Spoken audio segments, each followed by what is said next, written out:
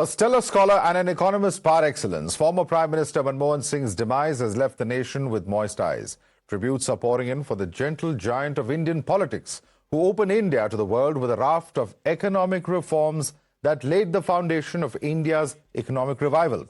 The last rites of the former Prime Minister will be conducted tomorrow after his body is moved to the Congress headquarters for the public to offer their condolences.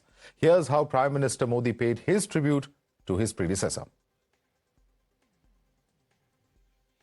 Doctor Manmohan Singh ji के निधन ने हम सभी के हृदय को गहरी पीड़ा पहुंचाई है।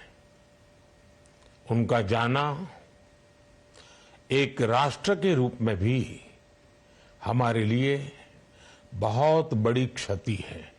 एक नेक इंसान के रूप में, एक विद्वान अर्थशास्त्री के रूप में और रिफॉर्म्स के प्रति समर्पित लीडर के रूप में उन्हें हमेशा याद किया जाएगा।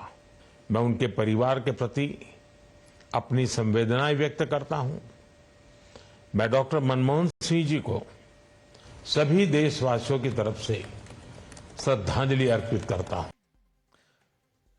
Let's now take a look at this report that sheds more light on how Dr. Manmohan Singh changed the course of India's growth story.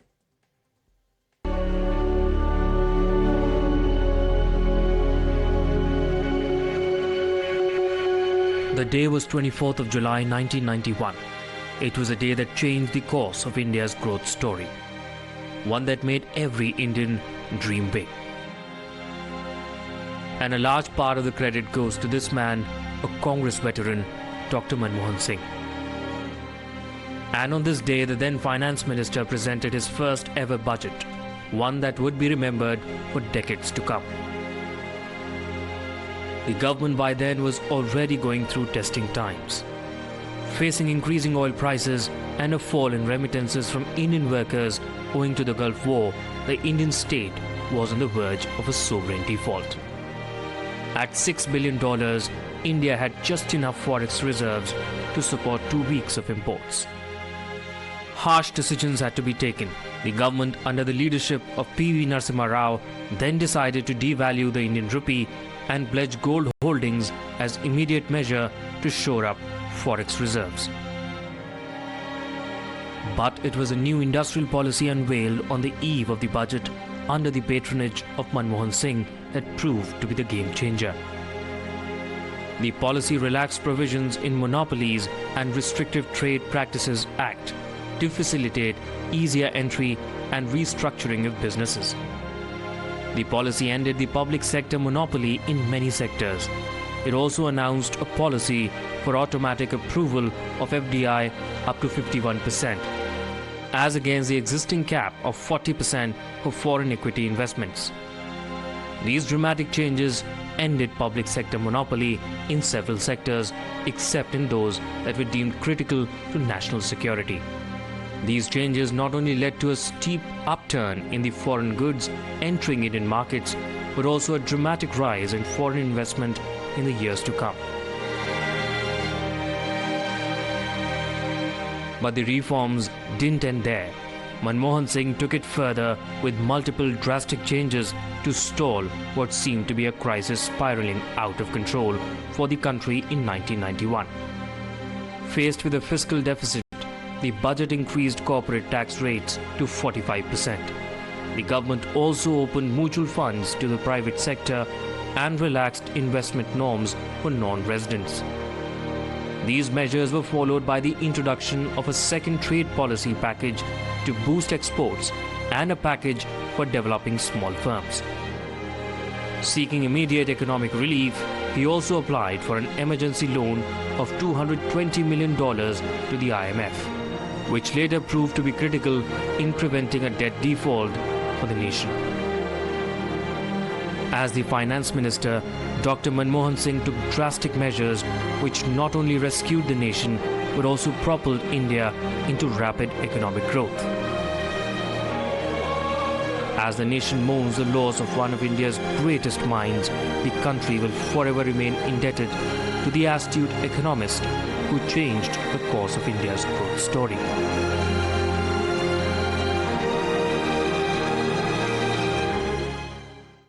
And joining us now, we have two very special guests. With us is Dinesh Trivedi, former Union Minister for Railways as well as Health in Dr. Manmohan Singh's cabinet. Also with us is Mr. KM Chandrasekhar, former Cabinet Secretary. Thank you so much, gentlemen, for joining us this evening. Let me begin with you, Mr. Trivedi. As somebody who's closely observed Dr. Manmohan Singh from his early days at the Planning Commission, what would you really observe about his decision-making and, the huge contribution that he has had, particularly as far as our financial sector and the reforms are concerned?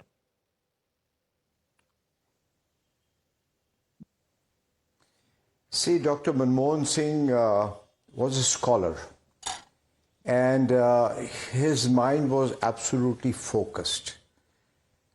And he was beyond any borders in terms of parties, religion, caste, creed, region. He was very inclusive. And whatever he thought was whatever was good for the country. Like most of the Prime Minister, I would say, would think that way. Like the present Prime Minister also is concerned about the poverty. But the styles differ. And there are two aspects of our public life. One is managing the political part of it, and the other is governance. So during Manmohan Singh time, it was very well divided. Like Pranab Mukherjee was one who would manage a lot of political stuff, and Manmohan Singh would be in the governance, in terms of policy, in terms of planning, in terms of ideas. And I saw Manmohan Singh, like everybody would say, a most humble person. And in cabinet meetings, I must tell you, he never let us feel that he is the Prime Minister and we are cabinet ministers. He always made us feel that we are all colleagues. And he was always eager to listen to us as to what is required for your particular ministry. And there were many times heated discussions, and it was free flow of ideas. Right. And that's what Manmohan Singh was all about. And he would very patiently, quietly listen and retain things. And after the cabinet meeting, many times he would call and say, Dinesh, okay, you had this idea. Now elaborate and tell me how it's going to help, what it's going to cost, where the money is going to come. So entire plan you have to lay before him and then say that, okay, go ahead. Or if he has some advice, he would definitely give. Right. But most of the time, he did not believe in giving advice. He'll just say, this is the way I would have looked at it. Okay. You take your decision. So a non-intrusive sort of a style there. Yes, and that's what many have been talking in terms of his demeanor. But please stay with us, Mr. Trivedi. I want to bring in Mr. Chandrasekhar also at this point of time. Sir, having served at the highest level of administration as a Cabinet Secretary of India, you would have had, of course, multiple opportunities to interact with the Prime Minister. But the Prime Minister, as yesterday, the President observed in her statement, is someone who effortlessly straddled two worlds of academia as well as administration. And, it's a pretty rare combination in that case, in that sense, of someone who has worked at the highest levels in both administration as well as academics. What would you say about this attribute of the former Prime Minister, Mr. Chandrasekhar? No, I think generally, Dr. Manmohan Singh, the academic part of him did come out very clearly. I mean, particularly in my first stint in Delhi as Revenue Secretary, when I was dealing with the budget, among other things, it was always interesting to see that Dr. Manmohan Singh had this combination of political doability plus the need of the country.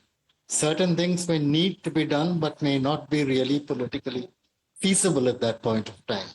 And one great thing about him was that he was always open to advice. Always open to advice. He never, ever had the notion that he is intellectually superior to any of us and that what he says should invariably be done. That kind of a notion was not there so far as he was concerned. Right. Mr. Trivedi, in your final interactions with him, or even your interactions while he was Prime Minister, any particular incident that you'd like to share with us that shows us, the kind of demeanor, the kind of behavior that you were just describing a short while earlier?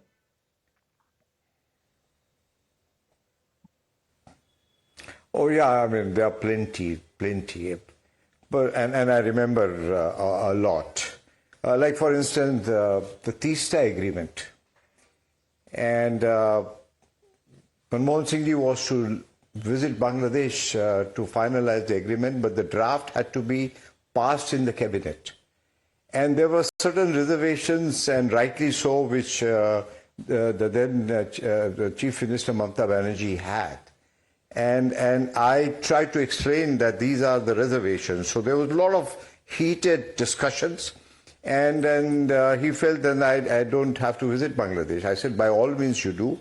And at the end of the day, I could convince him. And in spite of the heated exchange of words, Pranab Mukherjee was also there, and he also said, what nonsense, this agreement is international and it is national and it has to go through. I said, everything is fine, but do understand the point of view of West Bengal, which was very important. And now, looking at the hindsight, it was a good idea that the way it happened. So, after the end of the meeting, Manmohan Singh Ji told Dinesh, I'm sorry if I raised my voice. I'm sorry if Pranab had raised his voice. But we will go by whatever is in the interest of the country, and of course West Bengal is a huge part, and I will see to it that I'll talk to Mamata Banerjee. And that's how he was very accommodative. And that was a very crucial meeting, very, very crucial meeting. So then, ultimately Mamata Banerjee was spoken to, and the rest is history. Right. Mr. Chandrasekhar, do you recall, in terms of his lasting legacy, many aspects? Of course, economics was his forte. He was a finance minister much before he became Prime Minister, is credited with the reforms. But also, as far as diplomacy, the civil, nuclear deal is one aspect that is spoken about. His social sector reforms are another aspect. Which, according to you, was the legacy of Dr. Manmohan Singh that has perhaps left the most lasting impact in your view? It is very difficult to say what precisely is the one legacy that he left. But I would say that he changed the course of Indian history. I mean, the 1991 reforms completely changed India, didn't it?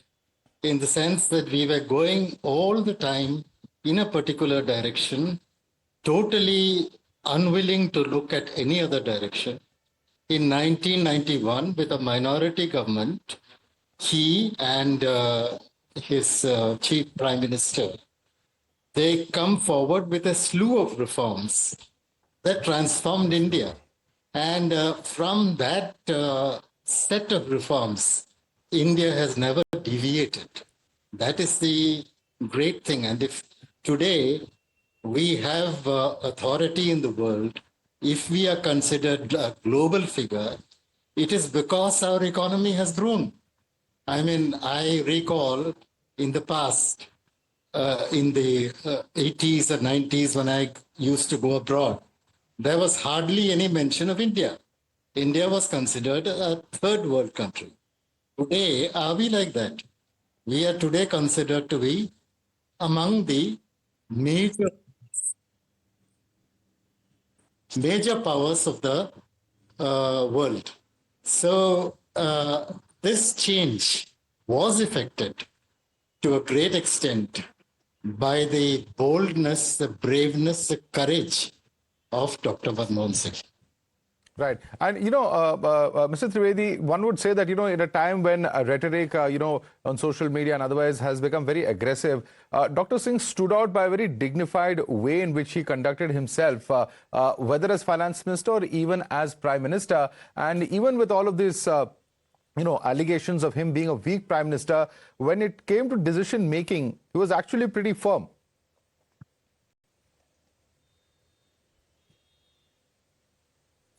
Absolutely, I've seen that.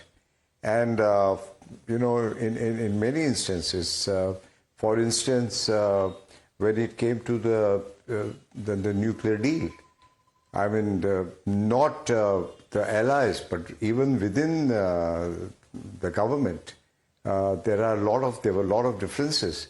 But you see, he had the conviction. And he did not believe that, okay, this is a troubled water, let it be. He went ahead and explained to a lot of people that this is good for India. And I'm sure there were a lot of articles were written against the deal. But he did not lose his patience. I have never seen him getting irritated. I've always seen him very polite. And if there was a situation where he had to speak out, he will just speak out in two poetries, you know. Like in Hindi, it says do panktiya. And that will be conveyed, like we have seen many times in the parliament. So he was quite a tough prime minister. He was a mild-mannered with firm convictions. And I don't think so he would compromise with the overall interest of the country. But there were some situations where, you know, like my resignation as a railway minister. He said, Dinesh, you have put me in such a situation. This is my toughest decision. I don't know what to do. I said, sir, you are a scholar, and whatever is good for the country, and I'm sure you have no problem, and we'll do that only. And he said, Dinesh, I really don't know. I'm confused. That is the first time he mentioned. I said, sir, don't worry about it. Just do. And he was almost in tears. He came out all the way to see me off in the car. I said, sir, you're the Prime Minister of India, and we are friends. I'll come and have a cup of tea with you later on. And I kept in touch with him. And I must tell you, as a member of the Finance Committee, after he demitted the office of the Prime Minister, he was just like one of the ordinary members of any member of Parliament. He was not the chairman. So the chairman would sit, Mr. Moily, then former Prime Minister Manmohan Singh would sit, and then I will sit. His attendance was 100%. And he would sit throughout the meeting. That was his sense of commitment to the task he was given. That was Manmohan Singh. Right. Mr. Chandrasekhar, as we... human being and a great scholar. Yes, as we draw this discussion to a close, any personal anecdotes that you would like to share with us, Mr. Chandrasekhar, during your tenure as well? Personal anecdotes. Is that what you said? Yes. Any anecdote about Dr. Manmohan Singh that you'd like to share with our viewers? Okay, I'll only talk about the 2008-9 crisis, where the whole world was in great trouble, as you know. And Manmohan Singh called some of us together. Montek was there. There was Ashok Chawla, the finance minister. Then he said, you work out a stimulus package. You do something that is required to bail us out of this situation. So we worked out a stimulus package. Then he said, you show it to Pranab, you show it to Chidambaram. Chidambaram was then the Home Minister. Pranab was, of course, the Finance Minister. We showed it to both of them. And the stimulus package came into operation immediately.